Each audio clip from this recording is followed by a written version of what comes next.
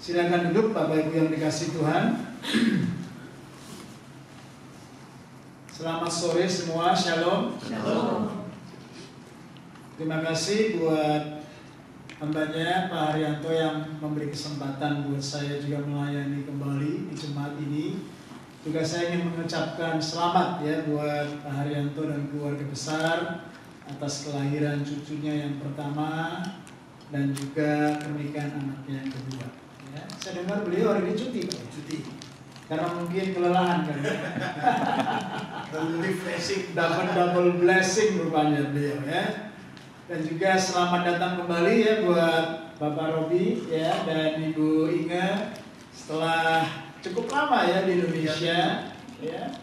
Dan Tuhan menjaga dan menyertai hambanya yang setia ini. Terima kasih buat jemaat yang setia boleh hadir. Mari beri senyum dulu kanan kiri, tengok dan katakan senang lihat Anda di sini ya. Good to see you here. Hari ini saudara saya diberi tema tentang pengakuan iman rasuli ya, statement yang sangat penting. Dan ini menjadi sebuah konklusi juga bahwa Yesus itu adalah kebangkitan dan kehidupan. Kita semua mempercayai firman Tuhan ini. Dan hari ini kita akan bercermin dari firman. Kita akan mempelajarinya, menggumulinya bersama-sama. Dan tentunya akan menghidupinya bersama-sama. Amin. Tadi sudah dibacakan dari Yohanes 11 ayat 23 sampai 27 ya oleh Pak Roy. Saudara, mari kita lihat backgroundnya dan konteksnya dari apa yang Yesus katakan. Yesus datang tiba di Betania. Agak terlambat saudaraku, sengaja Yesus delay. Ya, kalau kita baca di ayat-ayat di atasnya, sengaja Yesus saudaraku menunda kedatangannya, padahal dia sudah menerima kabar dari Maria dan Marta, sahabatnya, orang-orang yang dikasihinya. Maria dan Marta mengirim WhatsApp message. Oh, kali itu belum ada ya WhatsApp message ya. Memberi kabar, saudara ya. Saudaramu yang dikasihi Lazarus sedang sakit. Nah, Yesus ketika mendapat kabar itu, ya di ayat di atasnya dikatakan sengaja Yesus tinggal di mana dia berada, dia lagi melayani, tinggal 2 hari lagi di situ. Saudara, pada waktu itu Yesus mendengar kabar Lazarus yang dikasihinya. Dan dia mendengar kabar dari Maria dan Marta, orang-orang yang disayanginya, dikasihinya. Ini kira-kira komselnya lah, komunitas selnya, ya, care groupnya Yesus lah, kira-kira gitu ya. Biasa hidup bersama, ngobrol bersama, saling mengasihi. Saudaranya sakit, malahan Yesus sengaja terlambat. Singkat cerita, setelah 2 hari Yesus berjalan dari Yerusalem dan saudaraku menuju ke Betania, sampailah dia setelah 4 hari ternyata benar Lazarus sudah meninggal. Nah, kita lihat konteksnya. Yesus berkata, statement of Jesus di Betani, ketika Marta langsung menjumpai Yesus, dia bilang gini, sekiranya kau ada di sini. Bilang sama-sama, sekiranya. Ya. Ini kalau bahasa Inggrisnya dibilang kira-kira apa ya? What if? Ya kan? Kalau engkau ada di sini, pasti saudaraku tidak akan mati. Nah, Yesus bilang gampang aja saudara. Lazarus akan bangkit. Kok nggak ada yang amin? Amin saudara. Ya, simpel kan? Yesus mendengar respon keluh kesah bunda gulana Marta. Yang dia merasa, saya dikasih Yesus, Yesus mengasihi saya mengasihi Yesus. Saya punya pergumulan, saudaraku menderita, mau mati kok Yesus datang terlambat. Ketika Yesus datang, sudah mati 4 hari. Lalu Marta bilang, sekiranya, what if? Yesus cuma bilang, Lazarus akan mati. Luar biasa ya, statement ini luar biasa. Tapi apa jadinya Marta berespon apa saudara? Dia bilang, ya Yesus akan bangkit, Lazarus akan bangkit nanti pada hari di mana Engkau membangkitkan semua orang mati. Marta secara eskatologinya benar, tetapi imannya saat itu terhadap apa yang Yesus katakan kurang benar 100%. Lalu saudaraku, akhirnya Yesus, saudaraku, memberikan sebuah revelation. Yesus memberikan sebuah pernyataan yang tadi barusan kita dengar. Akulah kebangkitan dan hidup. Amin. Barang siapa percaya kepadaku tidak akan mati untuk selama-lamanya. Itu adalah pewahyuan Yesus yang saat itu diberikan kepada Marta dan kepada murid-muridnya dan kepada kita semua yang mempercayai. Lalu saudaraku, ada anak kalimatnya, saudaraku, dikatakan di situ ada kondisinya, ya, untuk saudaraku kita menerima hidup yang kekal, yaitu kita harus percaya kepada Dia. The condition for eternal life. Lalu the promise of eternal life, bahwa yang percaya kepada Dia tidak akan mati untuk selama-lamanya. Wah, ini luar biasa. Nah, di dalam konteks dan background ini, saudaraku, kita akan melihat beberapa prinsip, beberapa kebenaran hakiki yang perlu kita pegang dan kita hidupi bersama-sama. Siap? Siap? Siap. Yang pertama, saudaraku, kita memahami ada sebuah prinsip yang saya sebut divine resurrection and life. Ada sebuah kebangkitan yang ilahi dan kehidupan yang ilahi yang Yesus reveal di dalam kehidupan Marta dan setiap kita. Apa artinya divine resurrection and divine life? Saudara, ini adalah sebuah klaim, sebuah pernyataan dari Tuhan Yesus sendiri, yang Dia adalah Tuhan Sang Pencipta, Tuhan yang menciptakan segala sesuatu, Tuhan yang mengatasi segala sesuatu. Amin. Bahkan mengatasi kematian dan problem kehidupan yang ada di depan mata Marta dan Maria. Apa jadinya, saudaraku, ketika Yesus berkata, akulah kebangkitan dan kehidupan? Itu sebabnya, saudaraku, Marta punya iman dan respon terhadap pernyataan Yesus. Saat itu, saudaraku, perlu kita bumbulkan sore hari ini. Kita harus memegang apa yang menjadi pernyataan dan klaim dari Tuhan Yesus sendiri, yaitu ada divine resurrection and life. Kepada barang siapa yang percaya kepada Yesus, dia akan dibangkitkan dan tidak akan mati untuk selama-lamanya. Amin. Ini luar biasa. Saya dan saudara yang percaya kepada Tuhan Yesus tidak perlu takut menghadapi pergumulan hidup, tidak perlu takut menghadapi kematian, karena Yesus berjanji Dia akan membangkitkan saya dan saudara, dan kita akan dihidupkan bersama-sama dengan Dia untuk selama-lamanya. Lalu, saudaraku, prinsip yang kedua di sini ada divine faith. Luar biasa. Yang menjadi bagian Tuhan, God's part, Dia menyatakan diri, Dia resurrection and life. Lalu yang menjadi bagian kita manusia adalah ada yang namanya divine faith and hope. Kita harus menjaga, kita harus memelihara, kita harus menambahkan iman dan pengharapan kita terus-menerus, supaya iman dan pengharapan kita kepada perkataan Yesus itu tidak luntur dan tidak bimbang. Amin. Siang hari ini kita akan mempelajari dan menggumuli kenapa Marta imannya bimbang dan gagal memahami pengertian Yesus.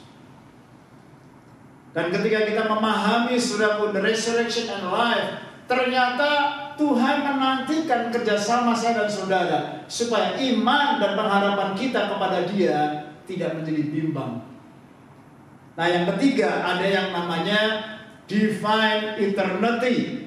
Ada kekekalan yang ilahi, di mana kita akan menghadapi yang namanya, saudaraku, kekekalan.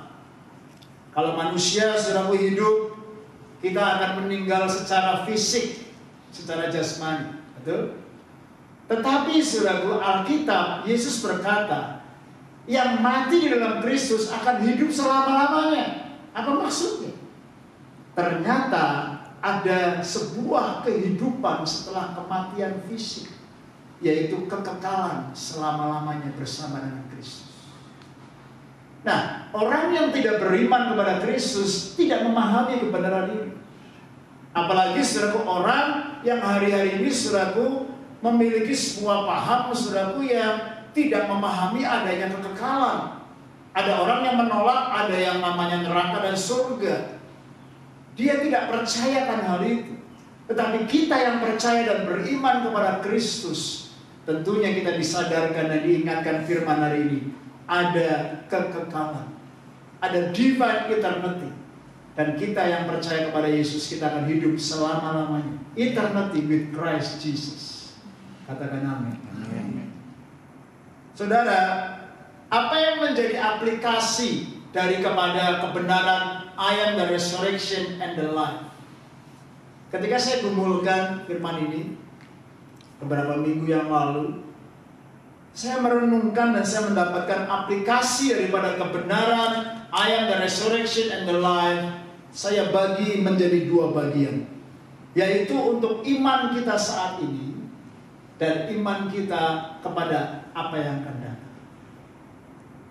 Ini adalah sebuah prinsip kalau di dalam teologi saudaraku yang saya pelajari, adalah sebuah prinsip already but not yet.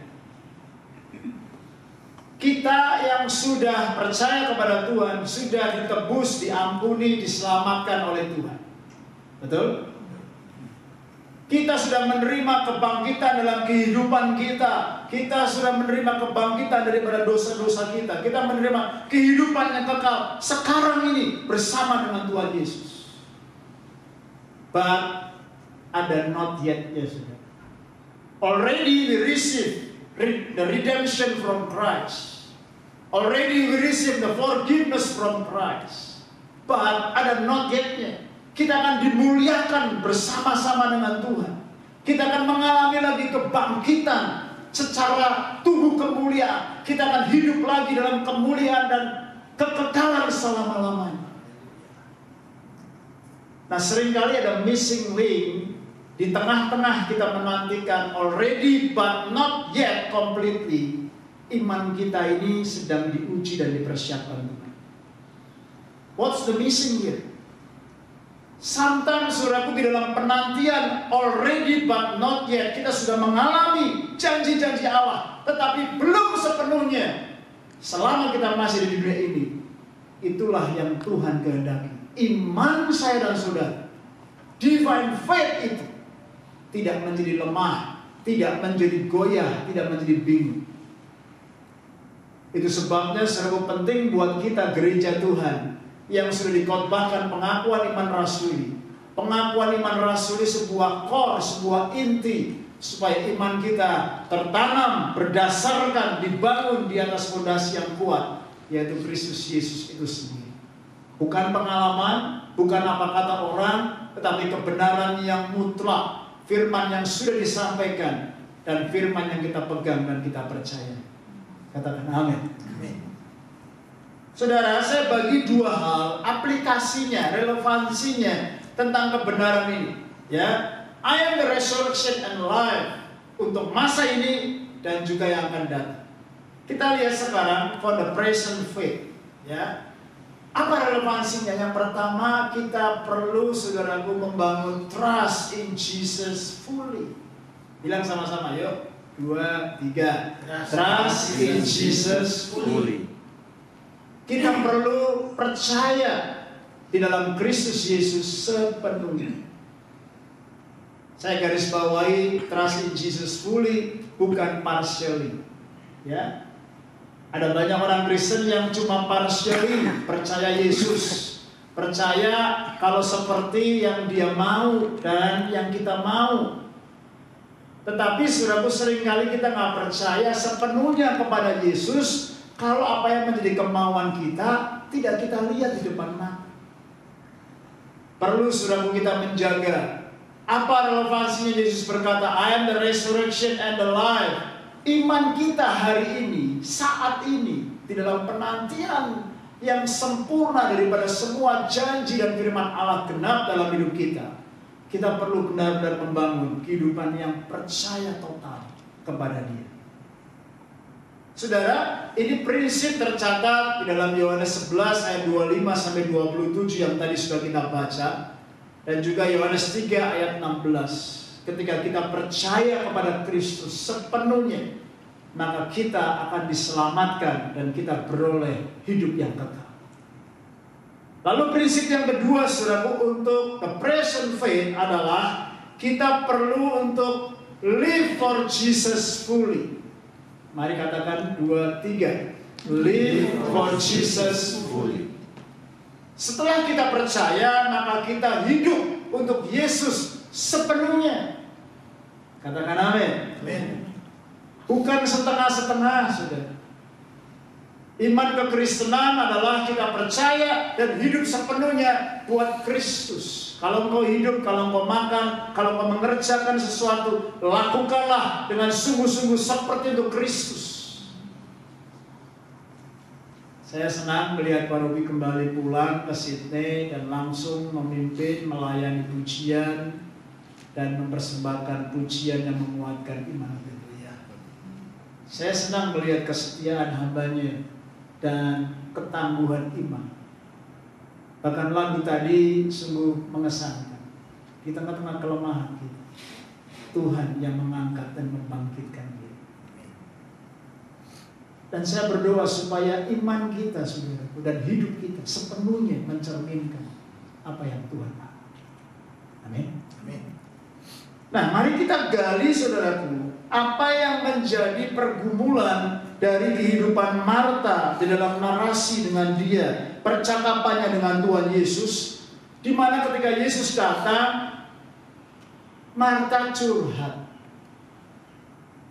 Marta bilang, seandainya, sekiranya engkau ada di sini, what if? Dan tentunya pernyataan jujur Marta ini menjadi sebuah gambaran daripada kondisi hati kita juga. Betul? Bayangkan kalau kita merasa kita mengasihi Tuhan dan kita percaya Tuhan mengasihi kita. Kita punya pergumulan seperti Marta bahwa Lazarus, saudaranya sakit keras. Dia kontak, dia WA, dia telepon. Kasih tahu Yesus. Kita berharap bukan Yesus segera datang. Betul? Kita berharap bukan Yesus segera menyembuhkan. Yesus datang terlambat, 4 hari sudah mati.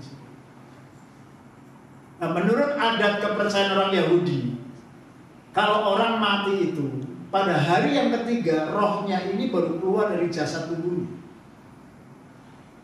Ya, itu sebabnya saya percaya Yesus memastikan bahwa Lazarus memang benar-benar sudah mati. Tunggu sampai 4 hari.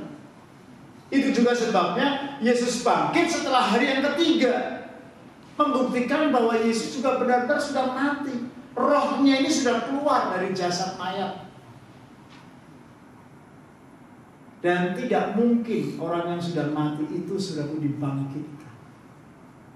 Itu sebabnya Yesus datang sebagai Allah yang berkata, akulah kebangkitan dan hidup.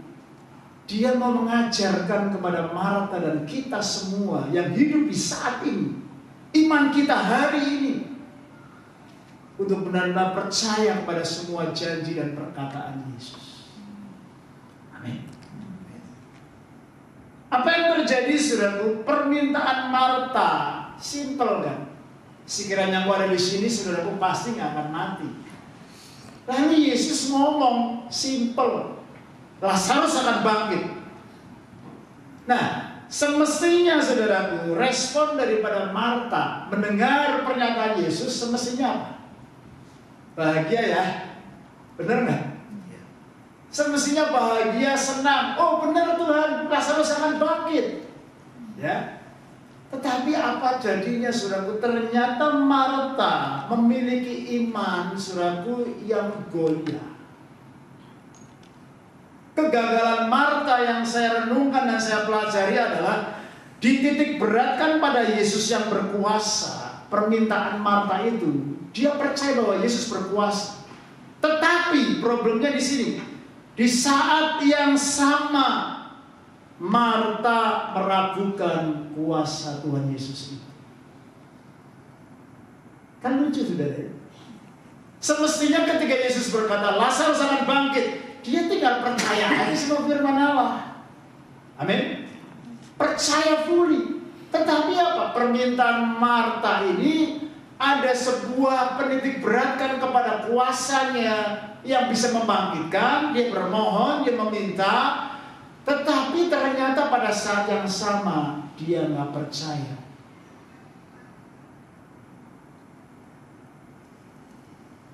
Bukti daripada kegagalan Marta berikutnya adalah ketika Yesus berada di depan kubur Lazarus, ayat 39 sampai 40.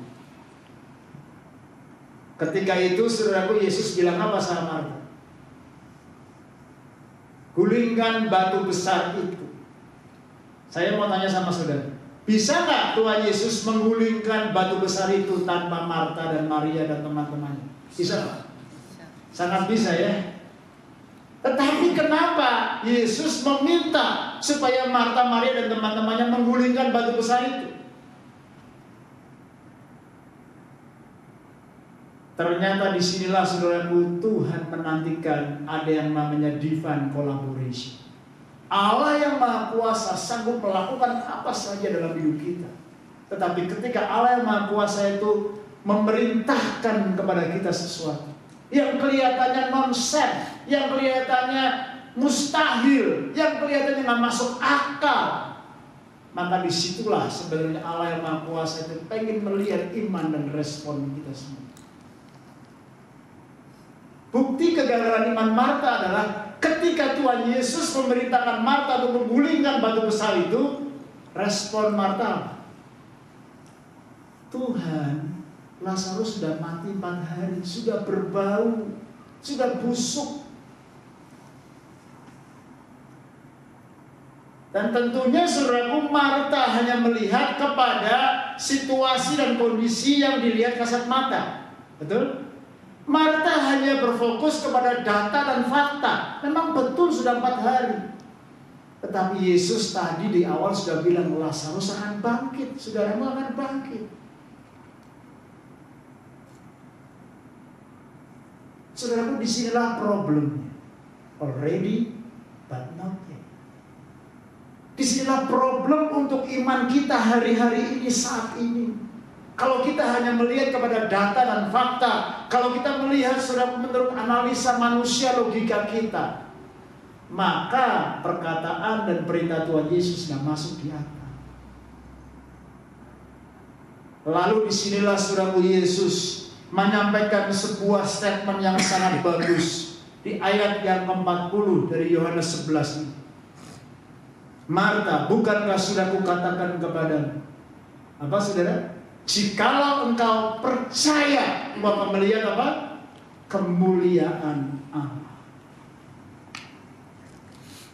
Saudara, ayat ini saudara, Yohanes 11 ayat 40, yang menjadi janji Tuhan dalam kehidupan saya dan istri. Ketika saya mempersiapkan pernikahan, kami mengalami banyak pergumulan, kami mengalami banyak tantangan. Dan saya mendapatkan janji Tuhan ini, Yohanes 11 ayat 40. Bukankah sudah kukatakan kepadamu, kalau mau percaya, kau akan melihat kemuliaan Allah. Sampai saya ukir saudaraku di cincin pernikahan.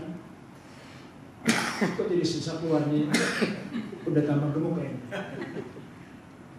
Di cincin pernikahan saya ini ada nama, yaitu siapa? Vera dong. Namanya Vera, ya kan? Vera Lisa maksudnya, bukan yang lain. Lalu tanggal pernikahan 29 Januari 2000. Ya, biasanya kan orang ngukir 2 hal itu ya. Saya tambahin ayat Yohanes 11 ayat 40. Ini konteksnya ketika Yesus lagi ngomong sama Marta. Dan saya mempelajari seru ini ternyata menjadi sebuah pergumulan kita hari-hari ini. Kita harus benar-benar percaya sepenuhnya dan hidup sepenuhnya kepada Kristus Yesus. Sehingga iman saya tidak bimbang dan tidak ragu. Semestinya Marta di depan kubur itu kan langsung aja ya. Oh, Yesus ngomong, ya kita lakukan. Yesus ngomong, ya kita percaya. Amin. Tapi kenyataannya nggak gitu loh, saudara. Marta ini adalah gambaran kita loh, saudara. Smith Wigglesworth, seorang hamba Tuhan yang dipakai Tuhan dengan dahsyat, dengan karunia-karunia dan mujizat. Dia dulunya cuma hanyalah seorang tukang ledeng, plumber, yang nggak bisa baca, nggak bisa tulis. Tapi imannya kepada Kristus, mengalami lawatan, mengalami encounter bersama Allah, dan itu mengubah segalanya. Dia menerima pewahyuan bahwa I am the resurrection and the life. Dia terima itu dalam iman dia. Dan Tuhan memakai dia saudaraku dengan caranya yang ajaib. Mujizat-mujizat, karunia-karunia, kesembuhan, bahkan membangkitkan orang-orang mati. Itu terjadi saudaraku pada zamannya. Dan menjadi tokoh kegerakan, kebangunan rohani. Bukan hanya di London, di Eropa, di seluruh dunia. Salah satu statement yang saya sukai, dia bilang begini, sangat terkenal. Dia bilang begini, Allah berfirman, saya percaya, habis perkara. Simpel banget ya. Ketika dia diwawancarai, Smith Wigglesworth, gimana kamu punya iman yang percaya bahwa Tuhan itu dahsyat dan dapat melakukan apa saja. Dia boleh ngomong banyak perkara, saudara, tapi statement dia bilang begini, Allah berfirman, saya percaya, habis perkara. Keren nih? Ulangi sama-sama. Allah berfirman, saya percaya, habis perkara. Tapi kenyataannya kita menjumpai seperti Marta, ya kan? Dikasih Tuhan Yesus, mengasihi Tuhan Yesus, melayani rajin, curhat sama Tuhan, luar biasa kan? Tapi kecewa sama Tuhan. Seandainya gue ada di sini, gue nggak terlambat. Seringkali kekecewaan kita, keputusasaan kita, kepahitan kita, emosi-emosi, perasaan-perasaan kita, pikiran-pikiran daging kita yang membatasi kuasa Tuhan bekerja dengan bebas. Buktinya kegagalan Marta tidak taat dan tidak bekerja sama ketika Yesus menyuruh bagian Marta untuk menggulingkan batu. Dia bekerja. Ayat 40 akhirnya mencatat, bukankah sudah kukatakan kepadamu, kepada kita juga semua di sini, kalau kau percaya kau akan melihat kemuliaan. Dan Yesus memanggil Lazarus untuk keluar, dan benar ternyata Lazarus bangkit dan keluar dari kubur.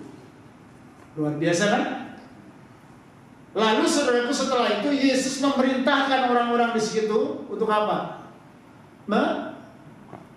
Mencopoti yang namanya kain lampin yang mengelilingi tubuh Lazarus. Untuk kita benar-benar selalu mengalami kuasa kebangkitan Kristus, kita harus percaya sepenuhnya perkataan firman Tuhan, dan kita taat kepada semua perintah walaupun nggak masuk akal. Katakan amin. Itu sebabnya saudaraku, Tuhan mengajar kepada kita untuk kita semua percaya saudaraku sepenuhnya kepada kemuliaan dan janji Allah sendiri. Saudara, saya bersaksi ya, 2 minggu sebelum saya menikah, saya diizinkan Tuhan mengalami suatu peristiwa.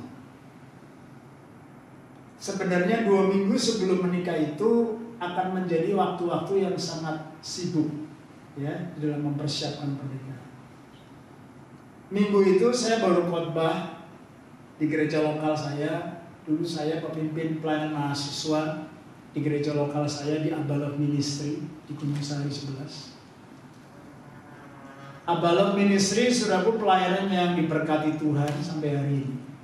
Dan pada waktu itu tahun 92, 90 sampai 90 berapa tuh? 99 saya berjemaah di sana, saya melayani aktif dan menjadi pemimpin pelayanan mahasiswa di sana. Minggu saya khotbah, habis selesai khotbah, saya pergi ke rumah Vera mempersiapkan pernikahan. Dan minggu itu saya udah bagi-bagi undangan, saya ingetin orang-orang, datang ya 2 minggu lagi saya menikah. Ngobrol-ngobrol persiapan sampai kira-kira jam 8, setengah 9 malam saya pulang. Nah, rumah Vera itu di Sunter, saya pada waktu tinggal di Jatinegara. Jam setengah 9 malam. menunjukkan saya nggak pulang malam-malam. Ya. 8:30 saya pulang. Ketika saya pulang menuju ke Jatinegara, hujan deras, saudara. Apa yang terjadi? Saya pada waktu itu cuma pakai bebek yang punya gigi, alias sepeda motor. Ya. Ketika saya kehujanan deras, apa yang terjadi? Saudaraku, saya nggak ngiyup, saya nggak berhenti, saya tambah ngebut. Saya berpikir supaya saya cepat pulang. Ketika saya ngebut, saya lihat jalanan itu semuanya tergenang air. Dan ternyata ban motor depan saya itu masuk ke dalam sebuah lubang. Saya lupa Jakarta ternyata banyak ranjau ya. Lubang-lubang yang terisi dengan genangan air dan masuk ban motor saya. Singkat cerita saya jadi Superman sudah. Ya, terbang sudah. Kira-kira atau berapa meter, saya terjatuh terjungkal. Dan pada waktu saya melihat hanya ada bintang-bintang di langit itu saudara, ya, alias saya pingsan. Saya punya helm tertutup itu pecah, kacamata saya pecah, gigi saya rompol semua, ya.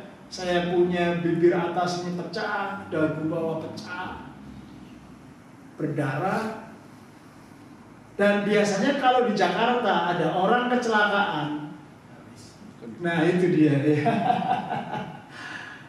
Orang itu datang berkerumun, saudara, bukannya nolong tapi nyolong gitu ya. Diambillah kalungnya, diambillah dompetnya gitu ya, shockbreakernya, spionnya, bisa habis semua itu sudah. Tapi saya bersyukur Tuhan kirim malaikat, ada orang yang naik motor di belakang saya bisa berhenti. Pas kebetulan berdua ternyata, ini saya tahu setelah saya sadar diceritain. Yang satu jagain motor dia dan motor saya diamankan. Yang satu nemenin saya dibawa ke rumah sakit terdekat dengan taksi. Rumah sakit terdekat itu di dalam Jalan Keramat Raya, Matraman itu sudah dicari. Orangnya ditanya, kamu saudaranya? Kamu kenal dia? Orangnya bilang, enggak kenal, saya di jalanan aja. Nah, rumah sakit saudaraku minta selalu apa? Kamu mau jamin nggak? Ya kan, kamu mau kasih duit nggak? Orangnya nggak mau. Aku nggak punya duit, kan aku cuma kenal dia. Rumah sakitnya bilang kalau nggak ada yang jamin yang kasih duit nggak bisa diterima. Akhirnya saya tertolak di tengah-tengah saya pingsan. Akhirnya saya mesti dipindahkan ke RSCM.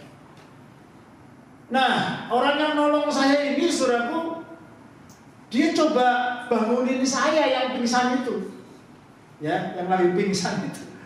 Dia apa yang dia lakukan? Dia tempelin muka saya, buak, gitu ya. Bangun, gitu ya. Nah, saya ini ditempelin, saya gitu agak orang Jawa ngomong keliliran gitu ya. Ngapain saya lagi di mana ini? Ya, ada apa gitu. Orangnya teriak, kamu kecelakaan. Nomor telepon. Nah, saya nggak ingat nomor telepon yang lain. Saya juga nggak ingat nomor teleponnya Pak Robi Monika, ya kan? Yang saya ingat nomor teleponnya Vera Lisa. Saya cuma ngomong 686425. Lalu pingsan lagi, gitu. Untungnya orang ini smart dan punya otak encer.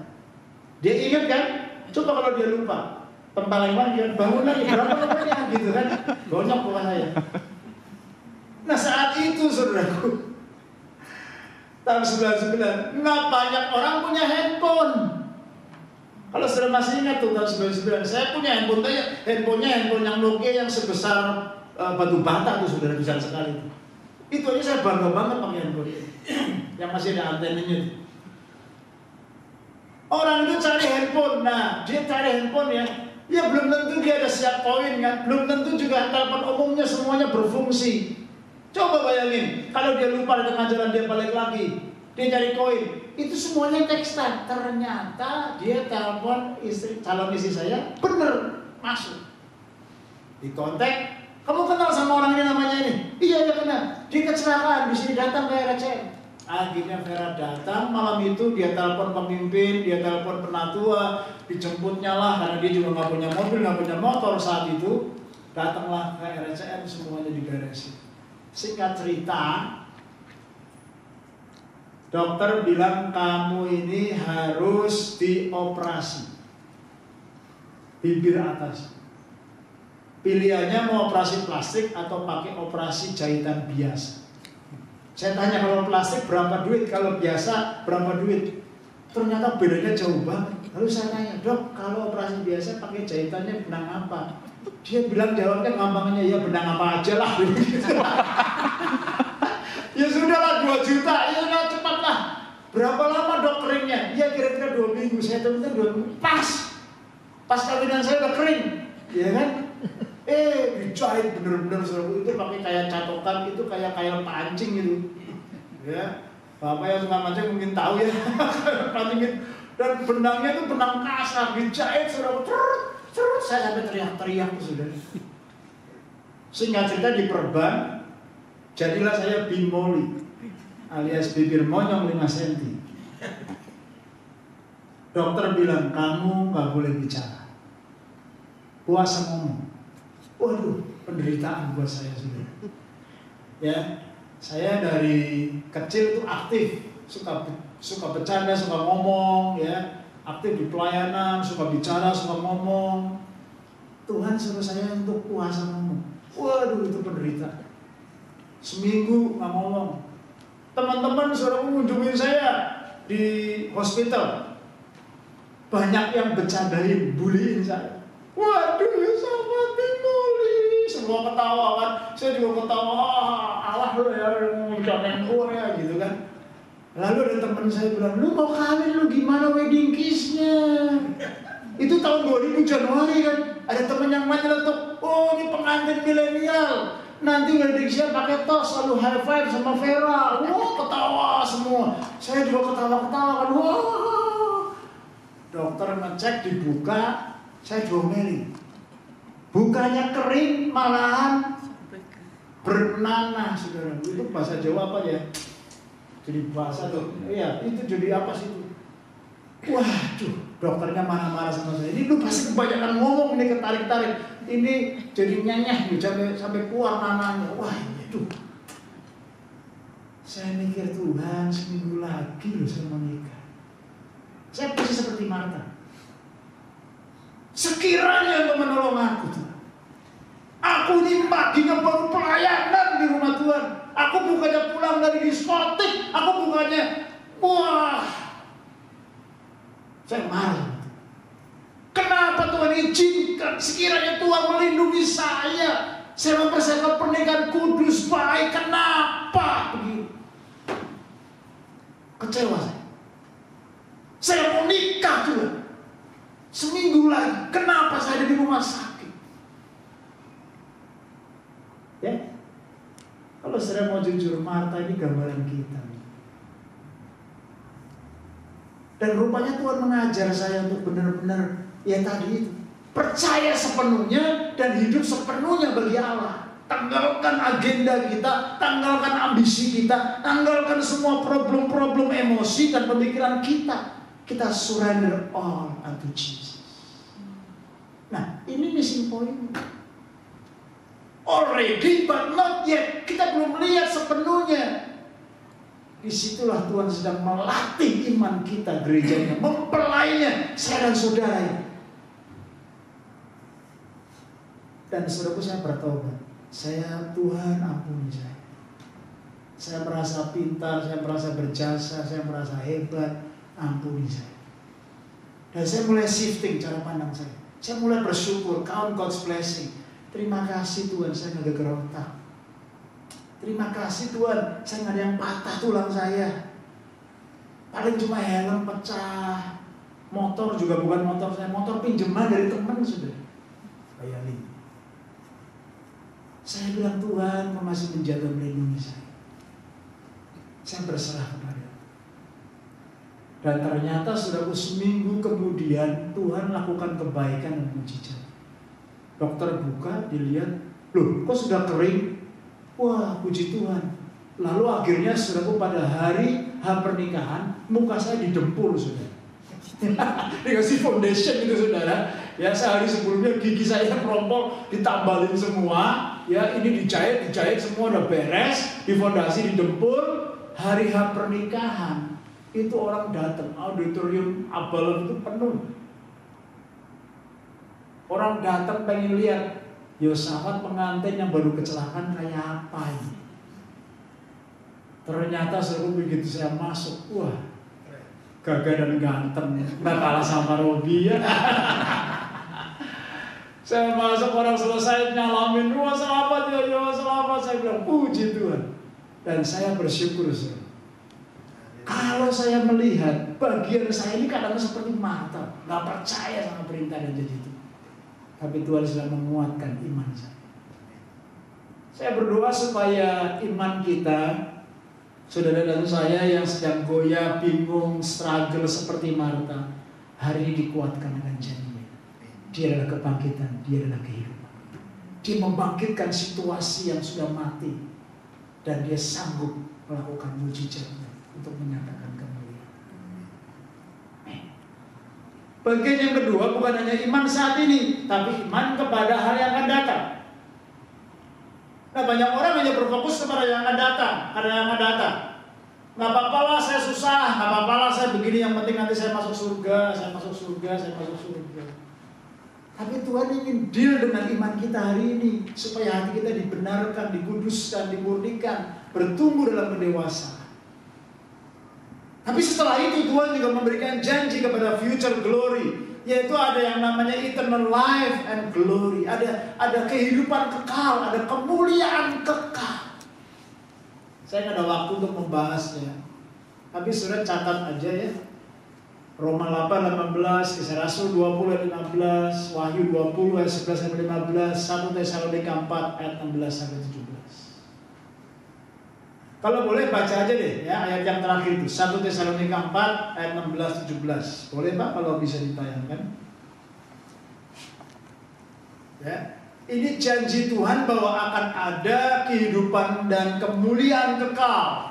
Kehidupan setelah kematian di dalam 1 Tesalonika 4 ayat 16 sampai yang ke-17.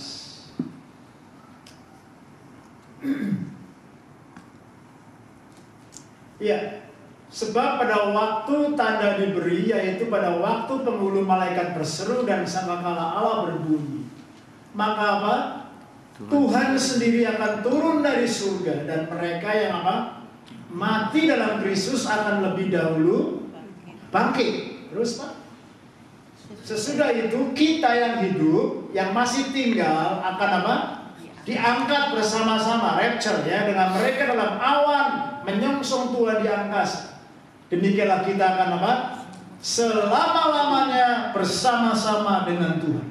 Nah, ini yang menjadi pengharapan kita, bahwa pernyataan Yesus and the resurrection and life itu mengandung bukan hanya kepada iman saat ini yang sedang dikuatkan, dimurnikan, dibentuk untuk semakin mengenal dan percaya kepada Allah, tetapi kita juga punya pengharapan akan future glory.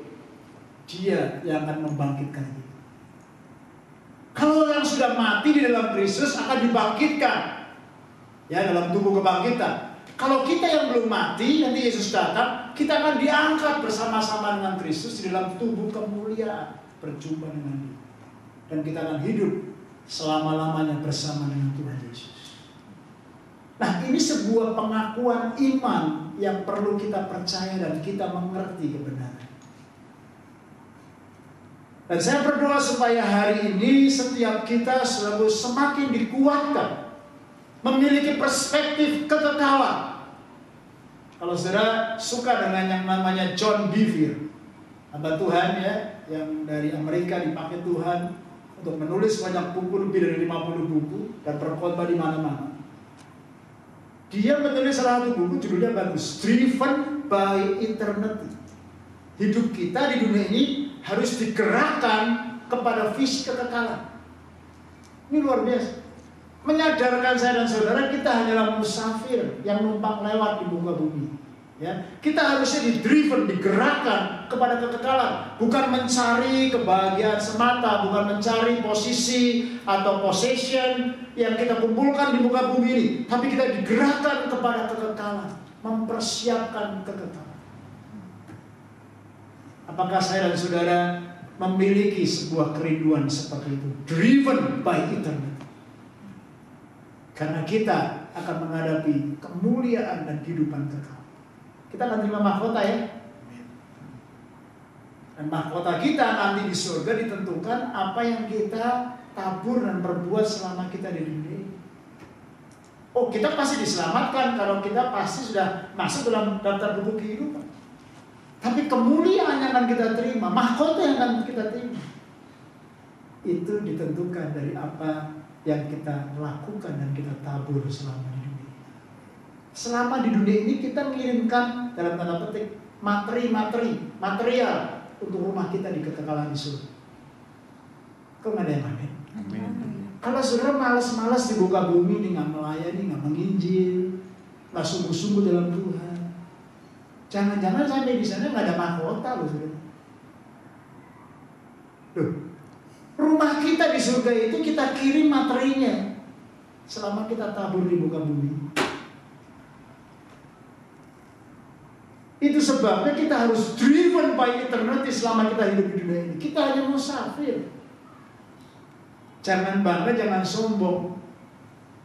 Itu sebabnya the resurrection and life itu mengajar iman kita saat ini untuk berharap kepada kemuliaan kekal, dan hidup kita benar-benar mengalami dan masuk kepada kemuliaan yang selama-lamanya bersama dengan Kristus. Amin. Tapi nggak berhenti sampai situ. Yang kedua, kita akan rule over, kita akan memerintah bersama-sama dengan Kristus di dalam kekekalan.